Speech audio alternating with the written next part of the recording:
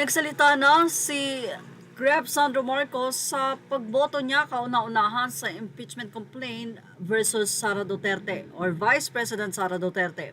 Paliwanag ni Sandro as to why I was the first one to sign. Alangan naman na sasabihin ng tao na gusto nilang hukayin ang lolo mo at itapon ang katawan sa WPS or West Philippine Sea. Gusto niyang patayin ng Pangulo at ang First Lady na aking mga magulang at gusto niyang patayin ng Speaker. Bakit naman magugulat ang tao na pipirma ako dyan? Ilang mga netizen ang nagsabi na tama lang daw ang ginawa ni Sandro.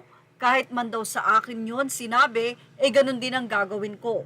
Well, may mga nagtanggol kay Sandro at may nagtanggol naman kay VP Sara. Sino naman ang mga nagtanggol kay VP Sara? Kahit sino masasabi yon dahil sa tindi ng ginagawa niyong panggigipit sa Duterte na walang mga utang na loob. Yan naman ang restback ng mga maka-Duterte. Hindi naman sinagot ni Vice President Sara Duterte ang nasabing ilang mga katanungan dahil may restriction nga daw ito. Samantala, narito naman ang ilan pang mga katanungan sa part 2 ng interview ni Vice President Sara Duterte. Atin pong pakinggan ang video pa na ito ay kinikredito natin sa tunay na magmamay-ari nito. Ma'am, si Congressman Jill Bongalon of the Ako Bicol Party List said na kung hindi naman daw po kayo interested sa trabahong ito, mag-resign na lang daw po kayo. Sabi din po ni Kong David Suarez, Deputy Speaker David Suarez, na most of the congressmen felt na the Vice President, kayo daw po, with all due respect ma'am, sabi po, mag-resign na lang daw po kayo kasi parang hindi kayo interested sa trabaho ma'am. Ano po ang inyong masasabi dito sa sinabi ng quote-unquote young guns of the Congress?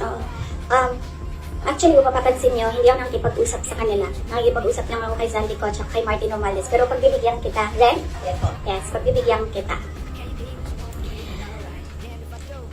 Gusto nila mag-impeachment, diba? So apparently, pakiramdam ko at sa tingin ko sa mga nangyayari, wala silang kaso for impeachment. Kaya sila nandyan. Kaya sila sige hanap ng kung anong gagamitin nila. Ngayon, ang track ni Franz Castro, ni Trillanes, is impeachment. Gumawa sila ng isa pang track na resignation. Parang kapalabas nila, impeach ka namin for wrongdoing, whatever. And then, itong isang grupo na ito, umalis ka dyan. Kasi kapag hindi ka umalis, kapit tuko ka. Pero, hindi naman kasi ako sasagot sa young guns.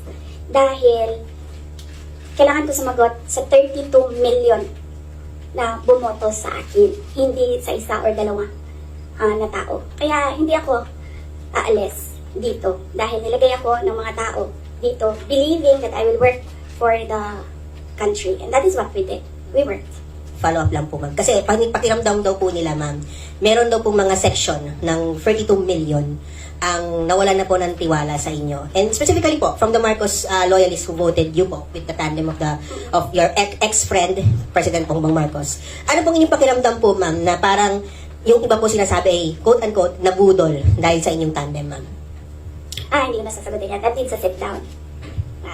Next. Well, ano ang masasay nyo about dito? Ilagay na ang inyong opinion sa ating comment section. Images or all credit to the rightful owners. Thank you for watching. Show this now.